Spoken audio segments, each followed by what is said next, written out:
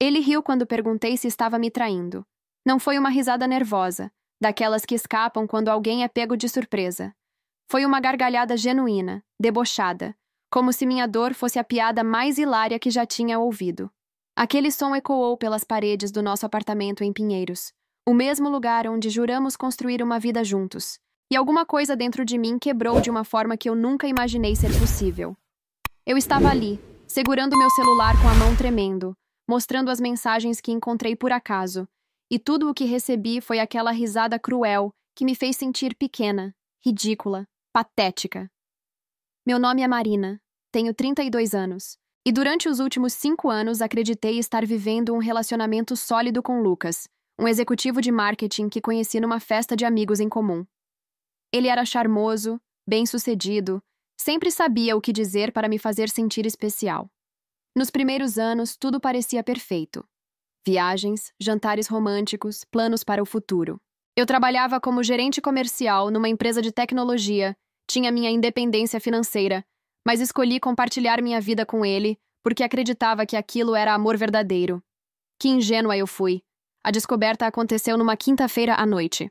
Lucas estava no chuveiro quando o celular dele começou a vibrar insistentemente na mesa de cabeceira. Não era meu costume mexer nas coisas dele, mas algo naqueles toques repetidos me deixou inquieta. Quando peguei o aparelho, vi mensagens de uma tal de Valentina surgindo na tela. Não precisei desbloquear para ler as prévias. Amor, mal posso esperar para te ver amanhã. Aquele hotel que você reservou é perfeito. Já está com saudade? Meu sangue congelou. Minha respiração falhou. 5 anos de relacionamento desmoronando em frases que eu nunca pensei que leria. Quando ele saiu do banheiro com a toalha na cintura, mostrei as mensagens. Foi aí que veio aquela risada. Aquele som que me destruiu mais do que a traição em si. Marina, você está sendo paranoica de novo, ele disse entre gargalhadas, como se eu fosse louca por questionar o óbvio. É só uma colega de trabalho. Você sabe como são essas coisas no marketing. Todo mundo é exagerado nas mensagens. Mas seus olhos me diziam outra coisa. Seus olhos estavam calculando, avaliando quanto poderia me manipular ainda, quanto da minha dignidade eu estava disposta a entregar antes de reagir. Passei a noite inteira acordada, deitada ao lado de um homem que já não reconhecia mais. Ele dormia tranquilamente, como se nada tivesse acontecido, como se meu sofrimento fosse irrelevante. E foi naquela madrugada silenciosa, olhando para o teto do quarto que decoramos juntos, que tomei uma decisão. Não seria mais a mulher que aceita migalhas de respeito. Não seria mais a idiota que acredita em desculpas esfarrapadas. Eu tinha recursos, tinha inteligência e, mais importante, tinha dignidade suficiente para não me deixar destruir por um homem que achava que podia rir da minha cara. Na manhã seguinte, esperei Lucas sair para o trabalho. Assim que a porta se fechou, liguei para minha melhor amiga, Juliana, que por coincidência era advogada especializada em direito de família. Contei tudo, cada detalhe daquela risada cruel, das mensagens, da forma como ele tentou me fazer sentir paranoica. Juliana ouviu em silêncio, e depois disse algo que mudou tudo. Marina, você não precisa apenas deixá-lo. Você precisa garantir que ele entenda que nunca mais poderá fazer isso com ninguém. Vamos fazer isso do jeito certo. E foi exatamente o que fizemos.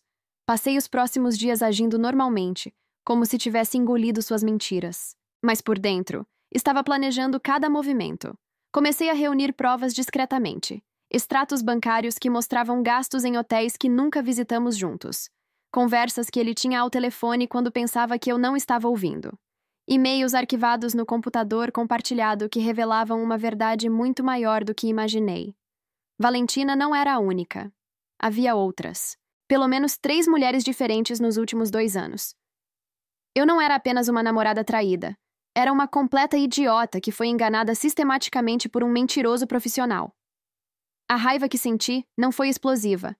Foi fria, calculada, transformadora. Era o tipo de raiva que não grita, que não chora descontroladamente. Era a raiva que planeja, que organiza, que age com precisão cirúrgica. Lucas achava que eu era fraca, que aquela risada tinha me quebrado permanentemente. Ele não fazia ideia do erro que cometeu ao subestimar a mulher que escolheu humilhar. Se essa história já está te prendendo, inscreva-se no canal porque o que vem depois vai te deixar completamente sem palavras. Uma semana depois daquela risada, eu já tinha um plano completo. Juliana me ajudou a entender cada detalhe legal da situação. Descobrimos que o apartamento onde morávamos estava no meu nome, uma conquista que consegui antes mesmo de conhecer Lucas.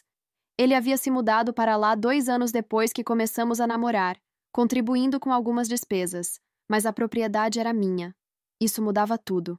Ele não fazia ideia de que aquela informação seria sua ruína. Continuei agindo como a namorada obediente que ele esperava. Fazia jantar, conversava sobre o dia dele, fingia acreditar em cada palavra que saía da sua boca mentirosa. Mas cada sorriso meu escondia uma estratégia. Cada beijo que lhe dava era uma despedida silenciosa ao homem que pensei que conhecia. Lucas interpretou minha calma como derrota, como se eu tivesse finalmente aceito meu papel de mulher submissa, que engole traições e segue em frente. Pobre idiota. Durante essas semanas de investigação, descobri detalhes que me enojaram profundamente. Valentina era uma modelo iniciante que ele conheceu numa campanha publicitária da agência onde trabalhava. Ela tinha 23 anos. Era linda de uma forma óbvia e previsível. Exatamente o tipo de mulher que homens inseguros escolhem para inflar o próprio ego. Mas o pior não era ela. O pior eram as outras. Carolina, uma estagiária da própria empresa dele. Amanda, uma personal trainer que ele conheceu na academia.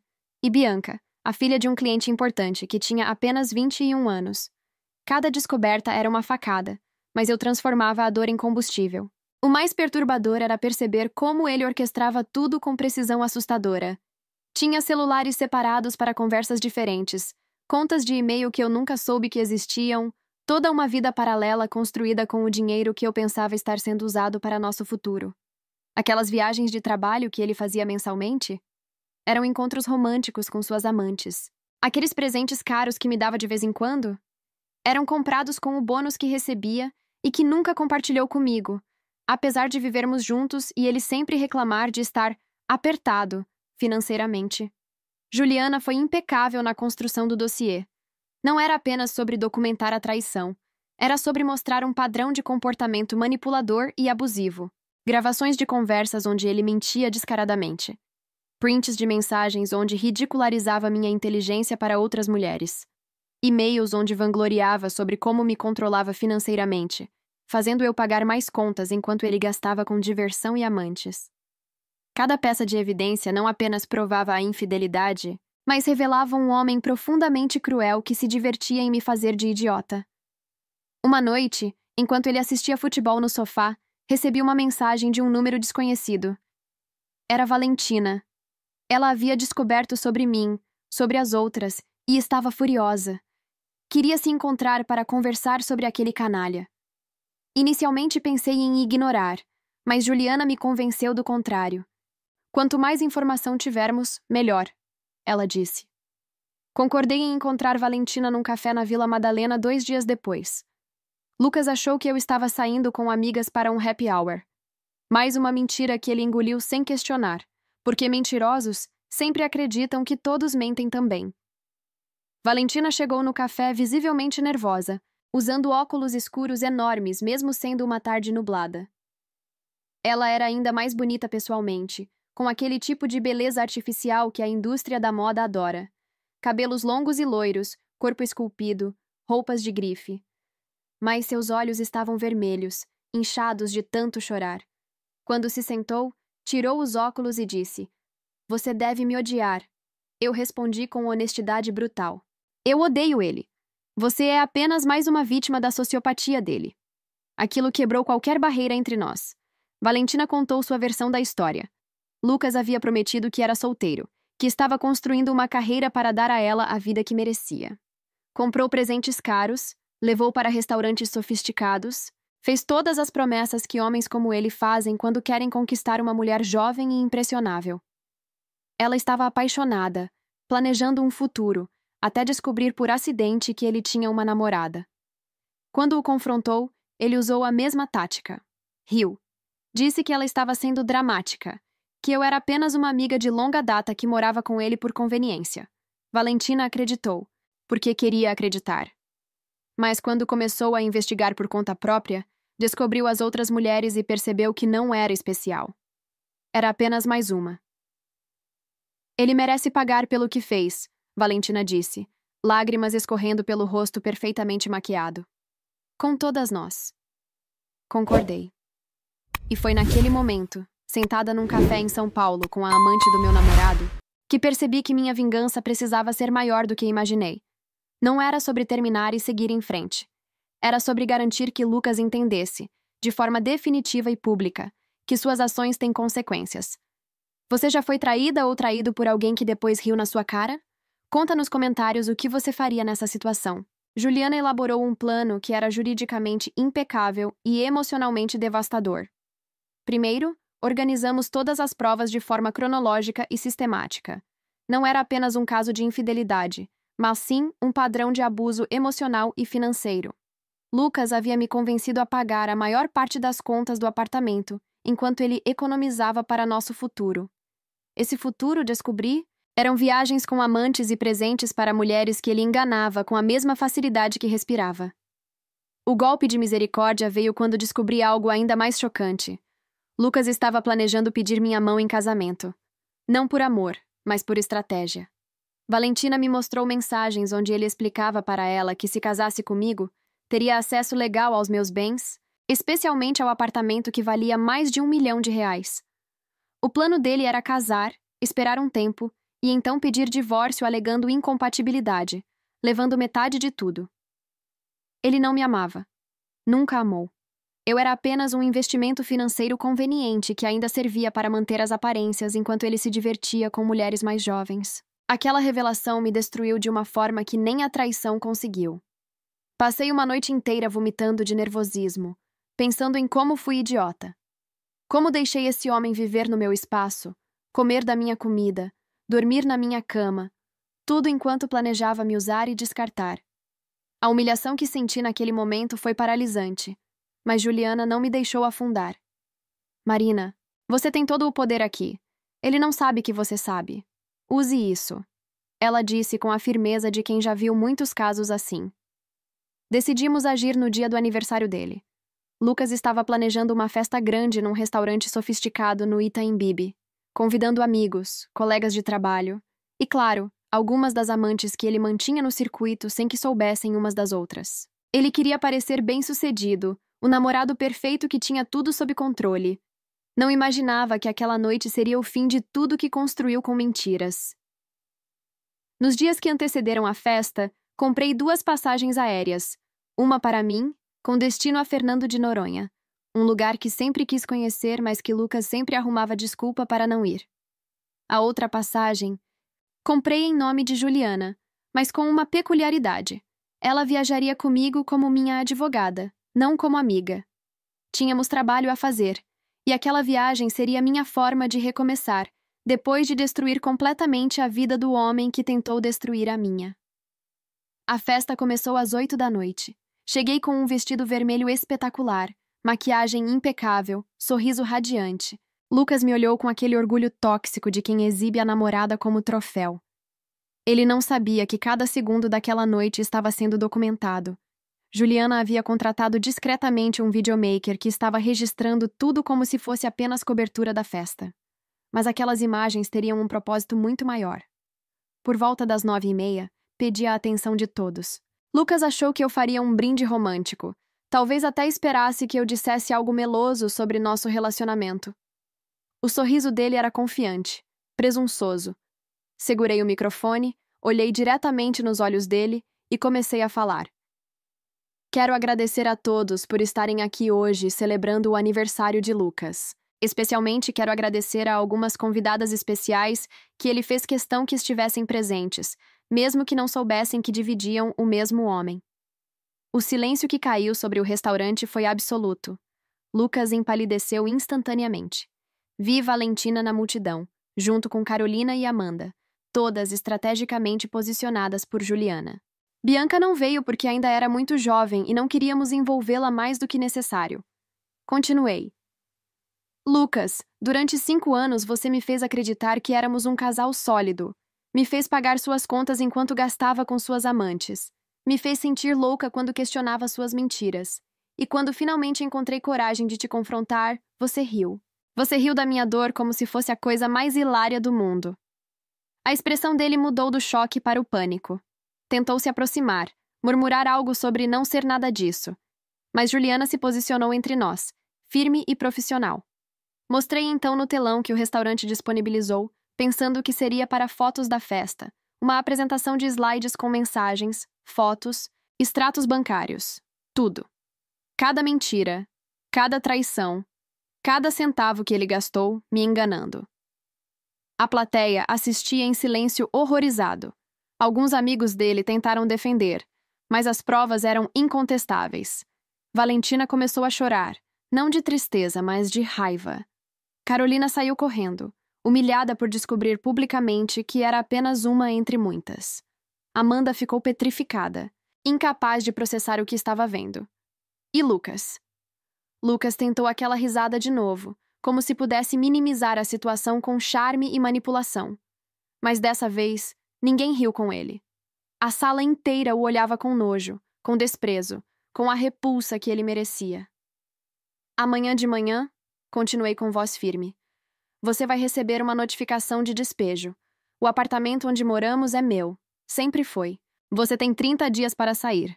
Também vai receber uma ação judicial por danos morais e apropriação indébita dos valores que te emprestei acreditando que eram para nosso futuro comum. Ah, e essas 2 passagens. Mostrei os bilhetes impressos.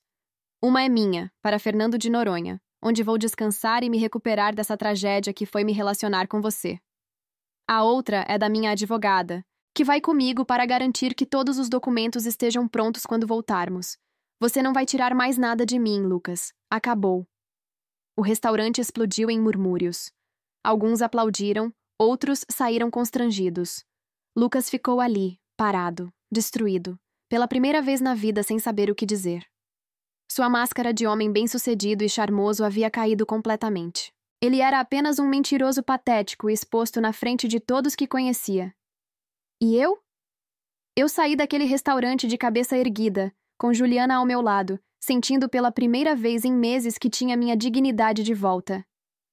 Se essa injustiça te revolta tanto quanto me revoltou, se inscreve para apoiar histórias como a minha e ativa o sininho para saber como terminei de dar o troco que ele merecia. Os dias seguintes foram uma montanha-russa emocional. A história se espalhou como fogo nas redes sociais. Alguém que estava na festa filmou tudo e postou, e em menos de 24 horas o vídeo tinha mais de 2 milhões de visualizações. Lucas virou sinônimo de traidor público número 1 de São Paulo. Comentários chegavam aos milhares, alguns me apoiando, outros criticando a humilhação pública, mas a maioria absoluta estava do meu lado. Mulheres compartilhavam histórias parecidas, homens condenavam o comportamento dele. Virou um caso nacional. Lucas tentou se defender nas redes sociais com um post patético sobre 2 lados da história e privacidade violada. Durou menos de 1 hora antes de ser destruído por uma avalanche de comentários apontando sua hipocrisia. Ele que violou minha confiança, minha privacidade, minha dignidade por anos. Agora chorava porque suas mentiras foram expostas. A internet não teve piedade. Memes foram criados com aquela cara de choque que ele fez quando comecei a falar na festa. Ele se tornou o exemplo perfeito do que não fazer num relacionamento, mas o impacto foi além das redes sociais. A agência de marketing onde Lucas trabalhava começou a receber pressão de clientes que não queriam estar associados a alguém com caráter questionável. 2 grandes contas ameaçaram cancelar contratos se ele continuasse como responsável pelas campanhas. A empresa, zelosa pela reputação, não teve escolha. Lucas foi demitido 3 dias após a festa, alegando conduta incompatível com os valores corporativos. Ele perdeu o emprego, a reputação e a moradia, tudo em menos de 1 semana. Valentina me procurou novamente, dessa vez por videochamada, já que eu estava em Fernando de Noronha. Ela parecia diferente, mais centrada.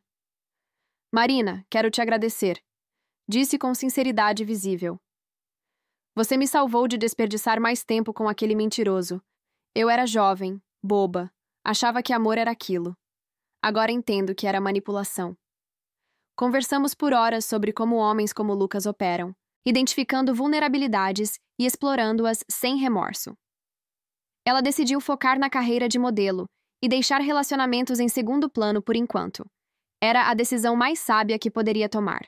Em Fernando de Noronha, enquanto Juliana organizava os documentos finais do processo judicial, comecei a processar tudo o que aconteceu. A traição doeu, mas a humilhação sistemática que sofri durante anos doeu mais.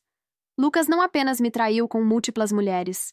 Ele construiu uma narrativa onde eu era a louca, a paranoica, a pessoa que via problemas onde não existiam. Gaslighting é o termo técnico.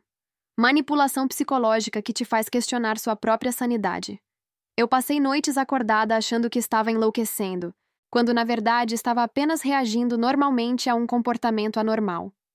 A advogada trouxe notícias durante um jantar numa pousada à beira-mar. Os advogados dele fizeram uma proposta. Querem acordo extrajudicial. Lucas se compromete a pagar R$20 mil por danos morais, sai do apartamento sem contestação, e em troca você retira o processo e pede para as pessoas pararem de compartilhar o vídeo da festa. Olhei para o mar escuro, ouvi as ondas quebrando na praia e disse sem hesitar: não, ele que vá a julgamento. Quero que tudo seja oficializado, documentado, que fique registrado legalmente o que ele fez. Juliana sorriu. Ela esperava exatamente essa resposta. Sabia que você diria isso. Aliás, tem mais. Consegui acesso aos registros financeiros completos dele através de ordem judicial. Marina, ele tem dívidas que você nem imagina. Cartões de crédito no limite, empréstimos pessoais que fez sem você saber. Ele estava falido, vivendo de aparências. O plano de casar com você era literalmente para sobreviver financeiramente. Sem seu apartamento e sua estabilidade, ele não tem nada. Aquela informação deveria me fazer sentir vitoriosa, mas só me fez sentir uma tristeza profunda. 5 anos da minha vida, dedicados a um homem que era uma ilusão completa. Cada memória que achei que era especial estava contaminada pela mentira. Aquela viagem para Campos do Jordão no nosso 2º aniversário. Paga com um cartão de crédito que ele nunca conseguiu quitar. O jantar romântico onde disse que me amava pela primeira vez. No mesmo restaurante onde levou Valentina 2 semanas depois. Nada era real. Tudo era performance. Mas algo começou a mudar em mim durante aqueles dias em Fernando de Noronha. A raiva foi dando lugar a uma clareza que nunca tive antes. Percebi que o problema nunca foi comigo. Não fui burra por confiar. Não fui ingênua por acreditar. O problema sempre foi dele. Um homem inseguro, falido emocionalmente e financeiramente, que encontrou em mim uma fonte de estabilidade que ele nunca teve e decidiu explorar até o último segundo. Eu era a vítima, mas me recusava a continuar sendo. Uma noite, sentada na areia sob um céu estrelado impossível, recebi uma ligação de um número desconhecido. Era a mãe de Lucas. Ela estava chorando, pedindo que eu reconsiderasse o processo, dizendo que o filho estava destruído, que não conseguia dormir, que estava tendo ataques de pânico. Ouvi em silêncio e depois respondi com calma. Sua mãe, com todo respeito, onde estava sua preocupação quando seu filho me destruía todo dia com mentiras? Onde estava quando ele ria da minha dor? Eu também não dormi durante meses, achando que estava enlouquecendo. Sinto muito pelo sofrimento dele, mas ações têm consequências, e seu filho precisa aprender isso de uma vez por todas. Ela desligou sem dizer mais nada. Senti uma pontada de culpa, mas Juliana estava ao meu lado e me lembrou. Você não é responsável pelas consequências das escolhas dele. Você é responsável apenas pela sua própria recuperação. E ela estava certa. Minha responsabilidade agora era comigo mesma, com reconstruir a confiança que foi quebrada, com aprender a identificar manipulação antes que me destrua de novo. Nos últimos dias da viagem, algo inesperado aconteceu. Comecei a receber mensagens de mulheres do Brasil inteiro contando histórias similares. Algumas haviam passado por traições piores, outras estavam no processo de descobrir mentiras de parceiros. Muitas só queriam agradecer por ter tido coragem de expor publicamente o que aconteceu. Você me deu forças para sair do meu relacionamento abusivo, uma escreveu. Ver você de pé depois de tudo me mostrou que é possível sobreviver, disse outra. Percebi que minha história não era só minha. Era de milhares de mulheres que sofrem caladas porque têm medo do julgamento, da exposição, da solidão. Foi então que entendi algo fundamental. O que fiz na festa não foi vingança, foi justiça. E mais do que isso, foi libertação. Não apenas minha, mas de todas as mulheres que Lucas poderia ter enganado no futuro.